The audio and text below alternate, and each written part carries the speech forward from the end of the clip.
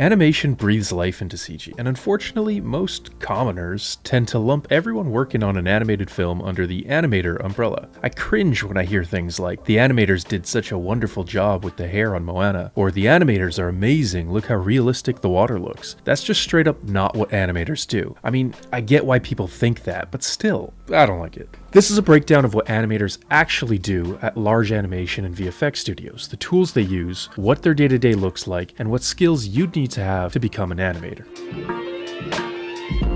An animator's role, simply put, is to bring the assets in a shot to life through movement. They're kind of the actors of the digital world, so to speak. What they receive is a still scene, and their responsibility is to make the characters move, sing, dance, speak, or just generally act. There are two main categories of animation that everyone is more or less familiar with, 2D and 3D animation. More recently, a third category has kind of emerged, these 2D, 3D hybrid-styled projects like Spider-Verse, Arcane, Puss in Boots, and the new Teenage Mutant Ninja Turtles movie. And I guess there's stop motion too. Okay, there's 4 main categories of animation, but we'll focus mostly on 2D and 3D CGI for the sake of brevity in this video. 2D animation is usually hand-drawn, frame by frame, at 24 frames per second, so in a movie lasting about an hour and a half, that makes an overwhelming amount of drawings. These are the traditional techniques used in old classic Disney movies. These days, the use of tweened 2D puppet rigs is also a lot more common, like what you're used to seeing in popular TV series like Archer, Rick and Morty, and every parent's favorite, Bluey.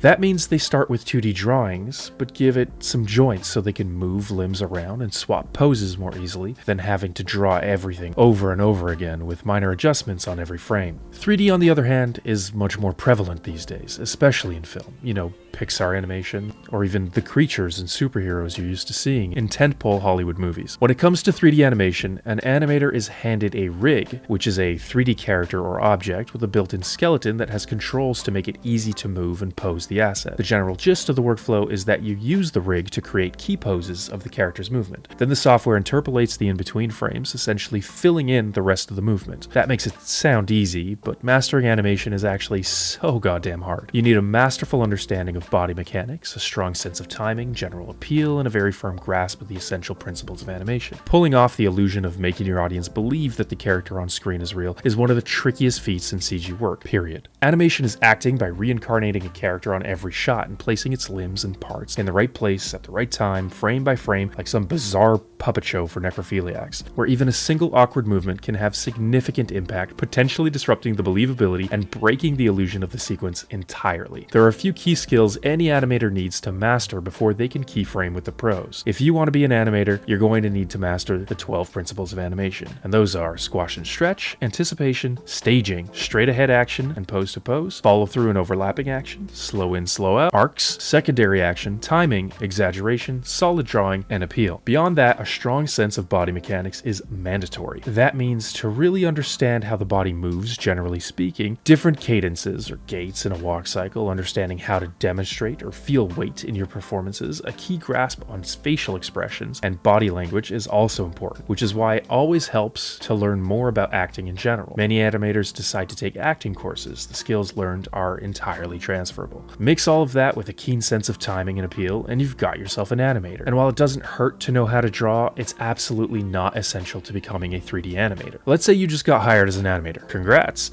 Your day starts where most other artists' days start, at the coffee machine. Then you return to your desk, open a task management software like ShotGrid, God, so sensitive. Then you generally get a list of tasks assigned to you, usually with a deadline attached to the job, like getting a first pass blocking done by end of day. You'd spend some time prepping by thumbnailing or shooting some reference footage of yourself acting out the motion. Some animators even have mirrors at their desk for reference. Then you'd move on to animating your shot, and finally rendering out and publishing a quick movie of your progress to be reviewed the following morning in dailies, where everyone's work is up on the chopping block and being reviewed by the supervisors. Once you receive notes, you'd go back to your desk and start addressing the notes until you finally submitted version 105_final_final. Not because it's actually final, but because the movie comes out in 5 days and the studio ran out of budget. Rinse and repeat for the rest of your life. It sounds grim, but some people seem to love it. Your team will generally consist of a few mid or junior and senior level animators, at least one show lead animator to help manage the show, a department supervisor who tasks the artist, manages schedules and bids,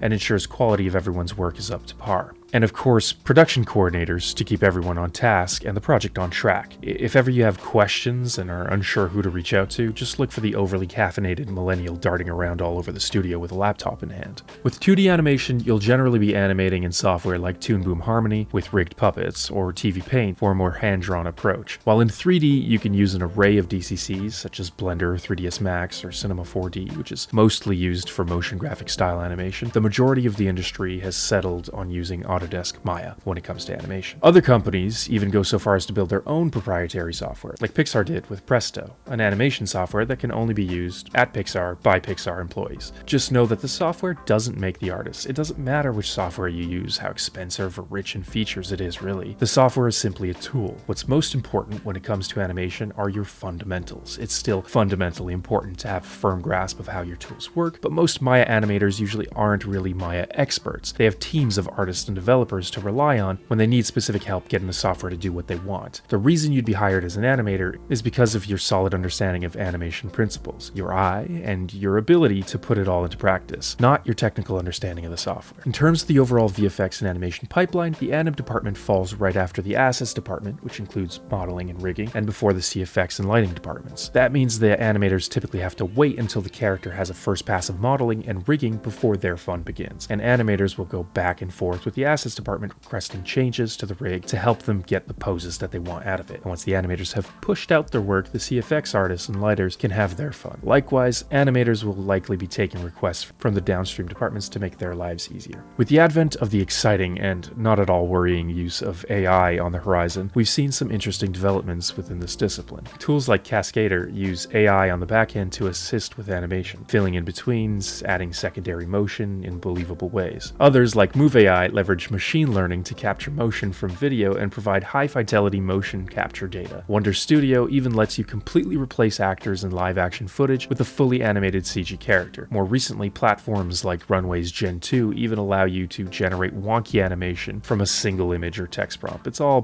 pretty barely usable in production at the moment, but things are moving at an alarming rate, and all these technologies are sure to disrupt the way we work in the near future. To truly master the foundational aspects of animation, there's no substitute for practice. Practice, practice. It's all about putting in the work, refining your skills, and occasionally starting over when things get tough. If you're looking for structured learning, online platforms like Animation Mentor and animschool offer comprehensive courses for those who are serious about diving into animation. A great animator relies on some valuable resources. There are plenty of fantastic animation books out there, like the Animator Survival Kit, Character Animation Crash Course, Disney Animation, The Illusion of Life, and The 9 Old Men, to name a few. Beyond that, the world of motion pictures and animated movies, TV series, and YouTube provides an endless source of references and tutorials. Let's be real, animation can be incredibly challenging and frustrating at times, but the satisfaction of creating a beautiful animation and sharing it with others is unmatched. Once you've brought your creation to life successfully, you've achieved something truly timeless, a work of art to be proud of.